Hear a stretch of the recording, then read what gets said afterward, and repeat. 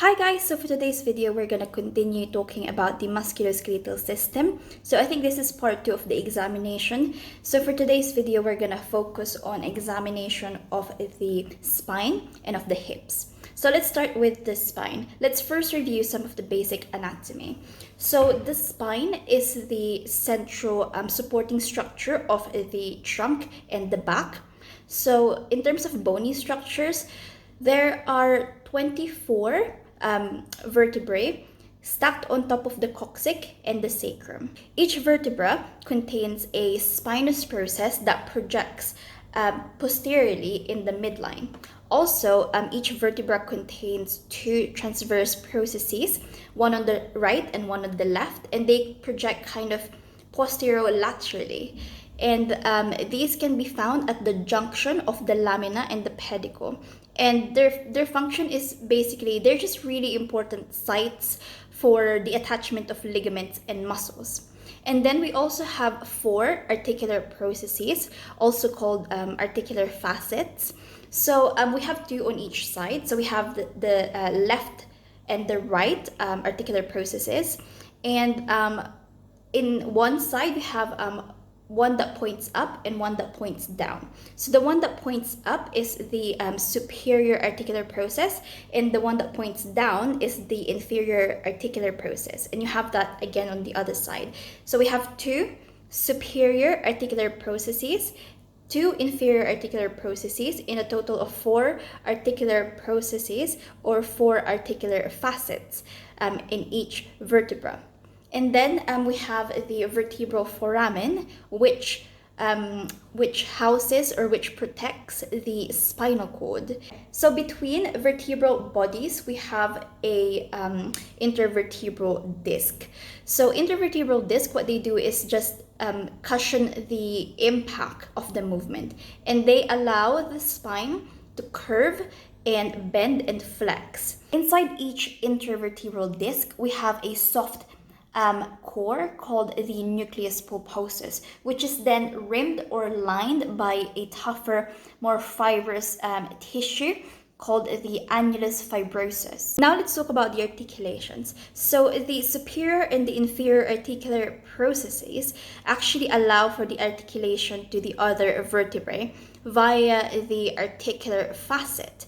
So this happens when the inferior articular process of the top vertebra articulates with the superior articular process of the bottom vertebra, forming a zygapophyseal joint or a facet joint. In terms of muscle groups, we have the trapezius and the latissimus dorsi, forming a large outer layer of muscles attaching to each side of the spine, and they actually overlie 2 smaller muscle layers, and they also overlie smaller intrinsic muscles between the vertebrae. When we're examining the spine, we again first start with inspection. So inspect the patient's posture. We also inspect the erect position of the head, the neck, and the back. And then we look at the patient from the side, and we observe the curvature of the cervical, the thoracic, and the lumbar spine. Increase in kyphosis of the thoracic spine is common, and it occurs especially when the patient ages. So if you have an elderly patient with increased kyphosis of the thoracic spine, that might be normal. After that, we look at the patient from the back, so straight from the back. And then we note things like the alignment of the spinal column, the vertebral column, the alignment of the shoulders, and the alignment of the iliac crests. So if there is an equal shoulder height, then this might be indicative of scoliosis. And if there's an equal iliac crests height, or also known as a pelvic tilt, then this can happen when the patient have like unequal leg lengths, for example, or this might also be indicative of scoliosis. Also, as we are viewing the patient from behind, we need to identify certain landmarks or structures that we are gonna then palpate. So we need to identify the spinous processes. We need to identify the paravertebral muscles. We need to identify the iliac crests and the posterior superior iliac spine. And then we move on to palpation. So we palpate firstly the spinous processes on each vertebra. We palpate the facet joints between the cervical, between the cervical vertebra in the neck. And then we need to palpate the sacroiliac joint. And we need to palpate the paravertebral muscles for any tenderness or muscle spasms. And then we need to palpate for the sciatic nerve, which is the largest nerve in the body. So we do this when the patient is lying onto one side with the bottom leg extended and the upper leg flexed. So we palpate for the sciatic nerve, which lies between the greater trochanter and the ischiotuberosity. And then after that, we move on to the neck. So specifically, we're going to assess the cervical spine. So we inspect and palpate the sternocleidomastoid muscles. And then we palpate the spinous processes in each of the cervical spine. And then we palpate the muscles. We palpate the trapezius. And then we palpate the muscles between the scapulae, noting for any areas of tenderness. And then we need to assess the range of motion of the cervical spine. Also, we need to note down any limitations to the range of motion. So let's first start with flexion. So to test flexion, you need to ask the patient to bring their chin to their chest. So this is flexion. And for extension, you ask the patient to tilt their head back as far as possible or look up to the ceiling, okay? So that's extension. And then we test for rotation. So for rotation, you ask the patient to look over to one shoulder and then to the other. So this is rotation.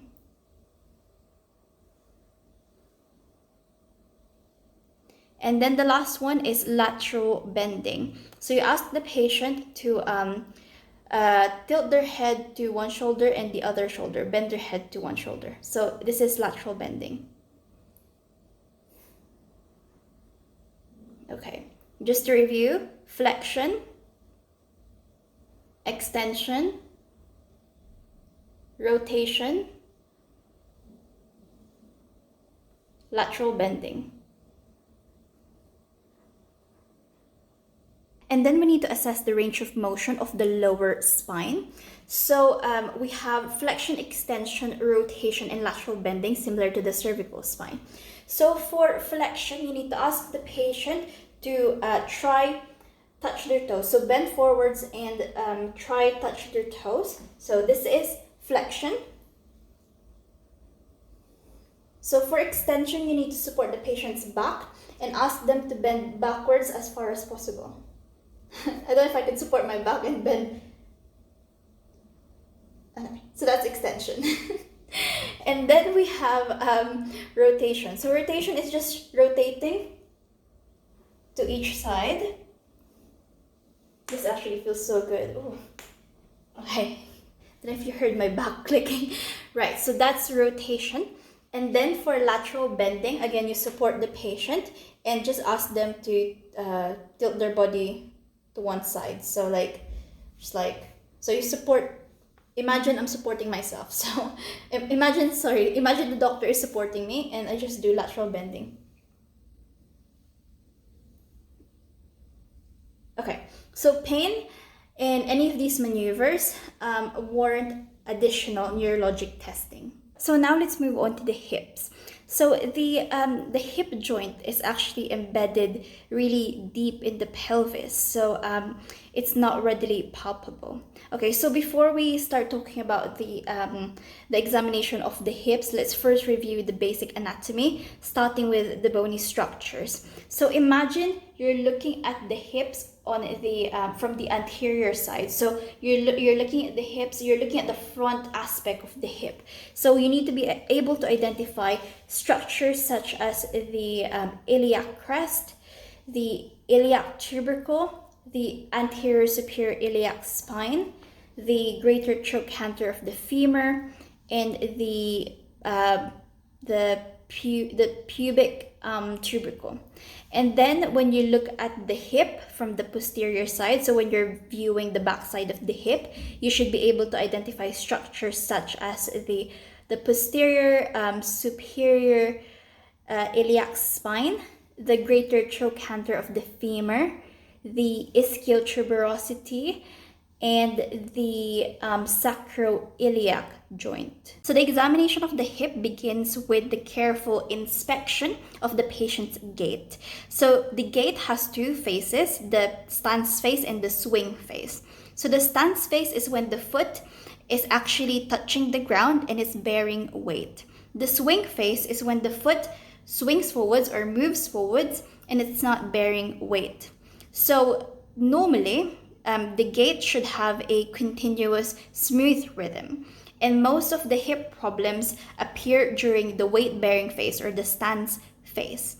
We also need to assess the width of the stance. So the width should be between 2 to 4 inches when measured from heel to heel. Okay, if there's a widened base, then that indicates some foot problems. So we also need to assess the knee flexion. So the knee should be flexed throughout the stance phase, apart from when the heel strikes the ground. After the careful examination of the patient's gait, we now move on to palpation. So we first start by palpating the bony landmarks of the anterior hip. So we first try locate and palpate the iliac crest, which lies at the upper margin of the pelvis. We just palpate, we follow that downwards and palpate for the iliac tubercle. And then we continue downwards, palpating the anterior superior iliac spine. And then from that, we put our thumb on the anterior superior iliac spine and move our fingers like laterally to locate the greater trochanter of the femur. And then we move our fingers medially to locate the pubic tubercle. And then for the posterior aspect of the hip, we need to palpate for the posterior superior iliac spine. And then we need to move like our fingers laterally to find the greater trochanter of the femur, and then medially again to find the ischial tuberosity. And then we can palpate for the sacroiliac joint, but it's not always palpable. But if there's tenderness in the sacroiliac joint, then that might indicate sacroiliitis. After the palpation of the bony structures of the anterior and posterior hip, we can move on to the palpation of the inguinal structures along the inguinal ligament, which extends from the anterior superior iliac spine to the pubic tubercle. So we use the mnemonic NAVEL, NAVEL, to help us remember the structures along the inguinal ligament. So starting from the lateral side to the medial side, we have the femoral nerve, and then we have the femoral artery, and then the femoral vein, and then an empty space, and then the lymph nodes. So NAVEL stands for nerve, artery, vein, empty space, and lymph nodes. Okay, so that's the structures along the inguinal ligament from moving from the lateral side to the medial side. If the patient complains of hip pain, lie the patient on one side with the lower leg extended and the upper leg flexed at the hip.